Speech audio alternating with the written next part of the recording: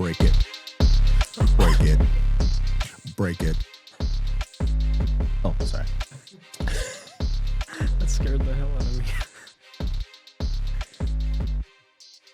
Guys, welcome back to another episode of New Comic Book Day Into the West Comics. I was here with the guys. It was a big week on a couple different levels for Brother Marcus over here. It's true. I know that you have been waiting for some of these books to come out for quite a bit. And why don't you go ahead and tell us your first choice for pick of the week, Right, Brother Marcus. All right.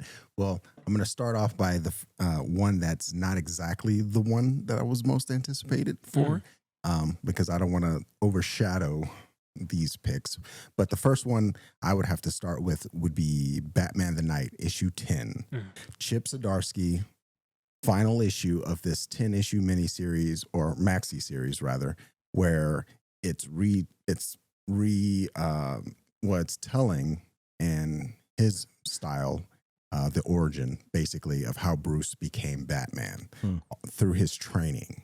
So each issue focused on basically a certain mentor that he was sent to learn how to become that. That's someone who is specialized in a particular skill, whether it be archery, cat burglary, or burglary. Burgling, yeah. Okay. Or whatever you want.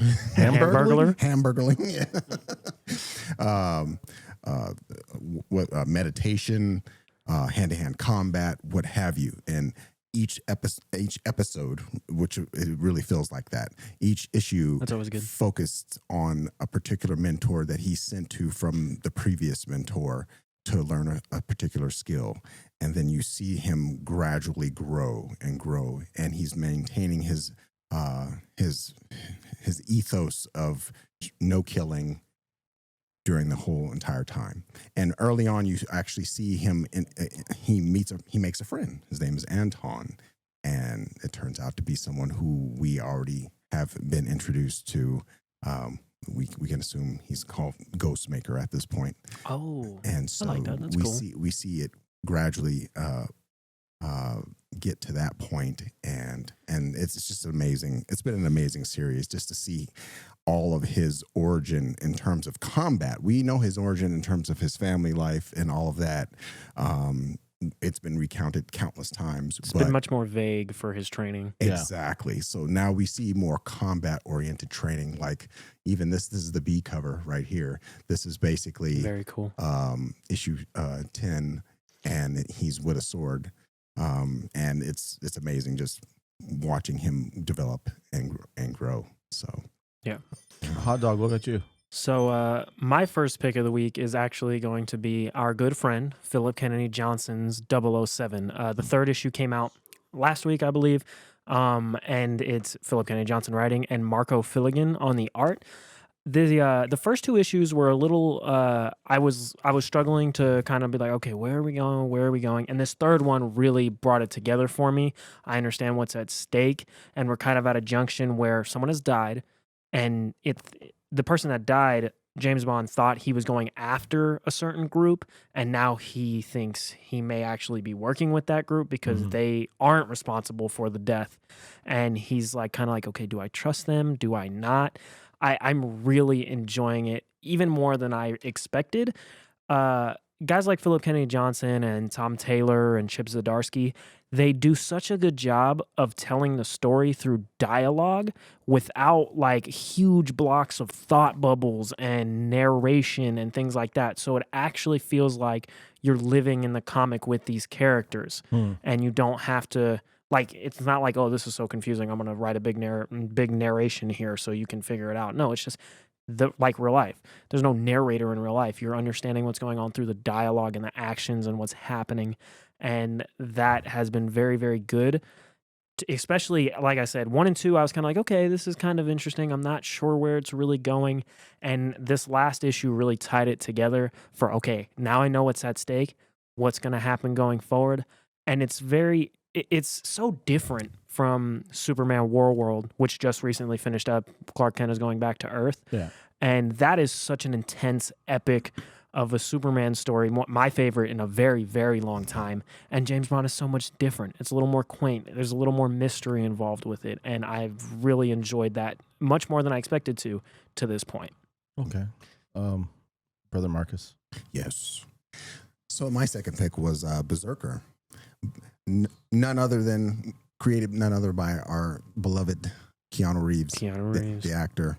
Boom Studios, who actually was just on Jimmy Kimmel not too long ago, and he, I didn't realize this, but his first edition of the trade paperback, it sold 650,000 copies. That's crazy. Which is nuts. That's very, very good. And this is just a guy who's an actor, who loves comic books, who happened to be approached by Boom Studios and said, hey, you guys have any, do you have any ideas? And, he began to explain to them, an idea he had, because he was thinking it was for a film. He was just meeting the guys, with ideas for a film. And they were like, no, we want to make a comic. And would you like to make a comic? And he's like, yeah, I'll do that. I love comics. Intense. It's very intense. It's super cool. So it's a really cool run. It's 12 issues. We're currently on issue 10, and it's one of those issues where it's one of those series or stories where it looks like it's going to be a big reveal at the end. Yep. So it's been building, and we're going to see, what's going to happen to him finally. Because for those who haven't been reading it, it's basically what I like to tell people in the comic book store. It's Wolverine meets John Wick. So I would agree with that. Yeah, you have a guy who's 80,000 years old. Who almost a little bit of the Northman too, right? And I mean, he's been, he was conceived using mystical entities and with a natural human mother, and he has been basically living since the prehistoric times through all these different ages of civilization to the point where he's now in modern times where he's basically working for the government doing suicide missions, really. Yep. And he has a very, very strong healing factor, probably arguably stronger than Wolverine, and he is just kicking butt. But now a lot of this stuff is starting to come out and cause him issues emotionally, and we're starting to see more and more of his origin fleshed out as we come to the end. So it's going to be a 12-issue series. I didn't know it was 12. I thought it was just going to be ongoing, but because I'm a little behind on it, so that actually makes me a little more interested in going to read it, because I'm like, sometimes I fall behind on ongoing, but now that it's limited, I'm like, okay, I know when it ends. Yeah. So 2 more issues, and there's already talk of it going to the big screen. Yep. With possibly Keanu Reeves directing as well. So we'll see what that how that materializes soon. But that would be my second pick.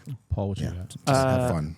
Before I get to my second pick, the one thing I want to touch on is that comic is so intense. Like, dude, and the character is very much Keanu Reeves. Like, it's just an artist rendering of Keanu Reeves. He, rips a horse in half with his bare hands. Like, that's the type of comic we're talking about. As we all have. But anyways, right, Keanu Reeves.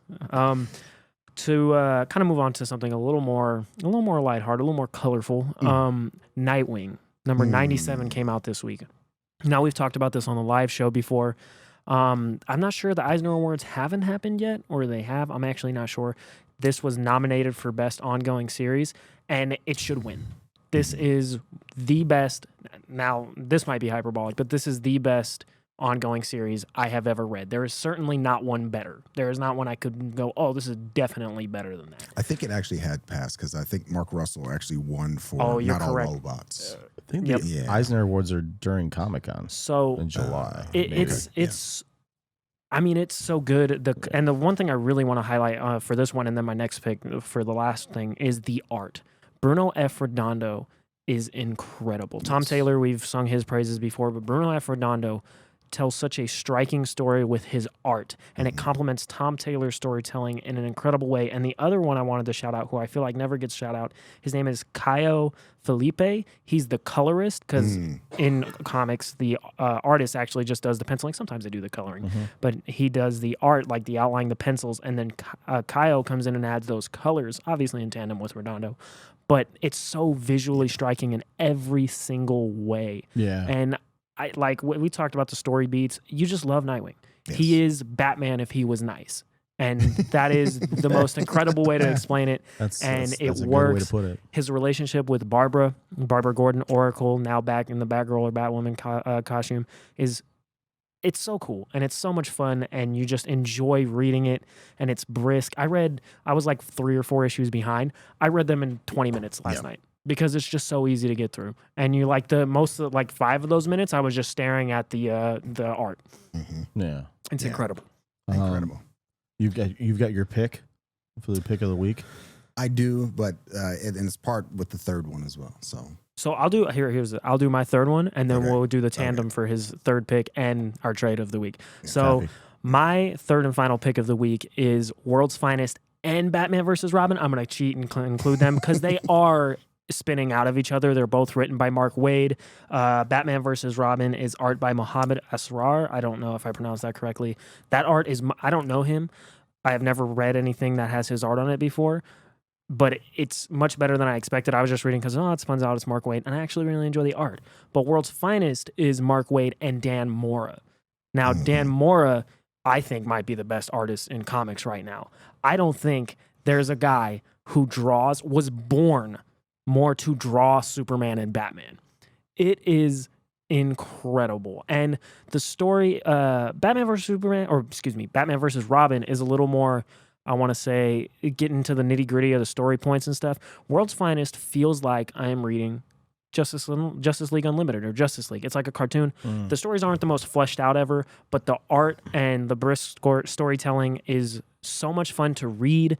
And it's like, I think the only main complaint you might be able to have is, well, everything happens really fast. Like storylines get wrapped up in one comic. But I think that's a good thing. I think not every comic has to be some overarching story telling some like grand plan story. It can just be episodic. Superman. Yeah. Exactly. Superman and Batman going out there and saving the day. And the art, and I mean, Mark Waid is incredible, but the art, Dan Mora's art, really raises this comic to just another level. And we'll put some stuff on screen so you guys can see it for all the comics, so you know what we're talking about. And it's just so good. And I love it so much. Mm-hmm.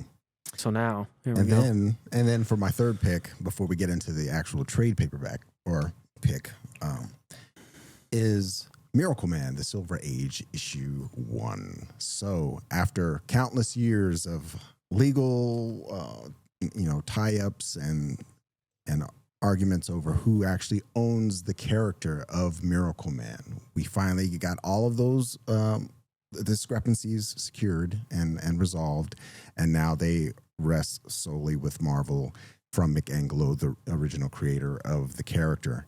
And it's been a long time coming, because for those who are not familiar with Miracleman was a character that was born basically out of Captain Marvel, DC's Captain Marvel, which we now know as Shazam.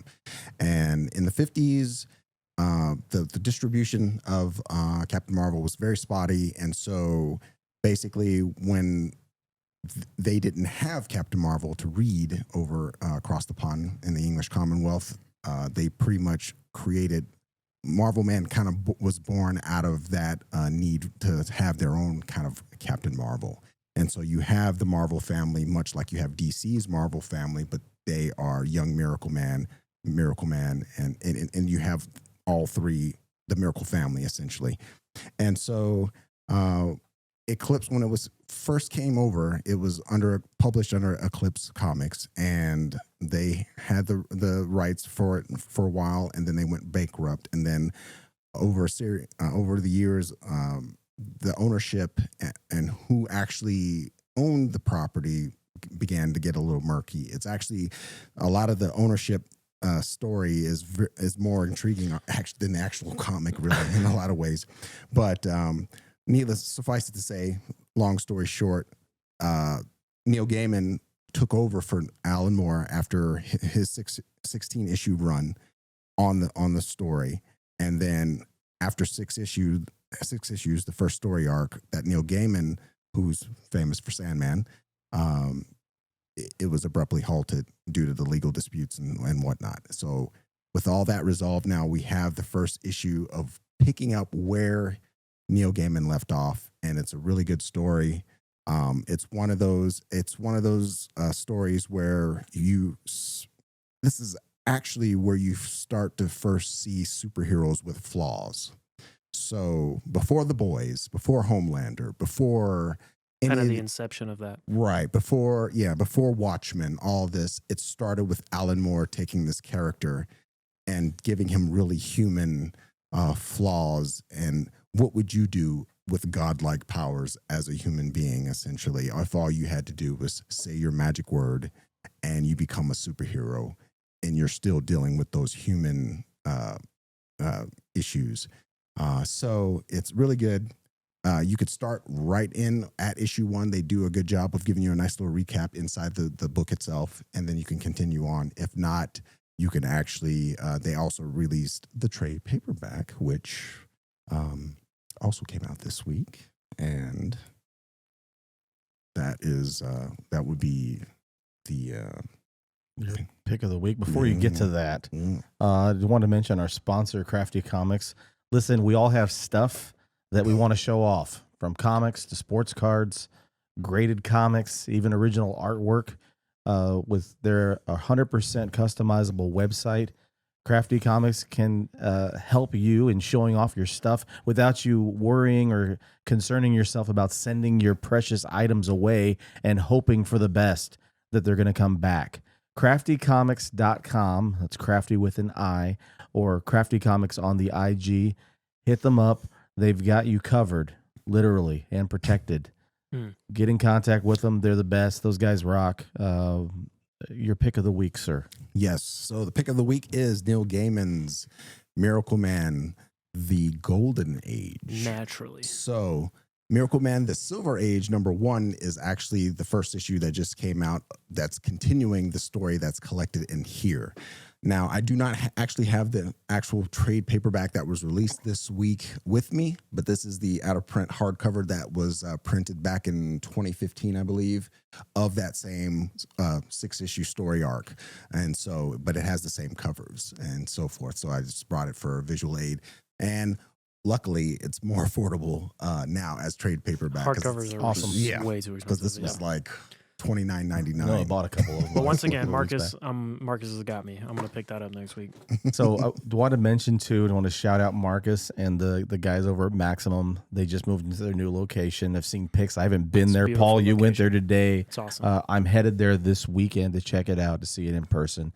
Store looks awesome. So it was New Comic Book Day, and you got New Comic Book Store this week. You got a new location. Whole store. Oh, man. Yeah, so it's been that's a busy exciting. week. Yeah. Mm-hmm. Guys, we thank you so much for taking the time to check us out. We hope that you're reading comics. Take time to read some comics. And if you would consider adding us to your pull box, we would appreciate it so much.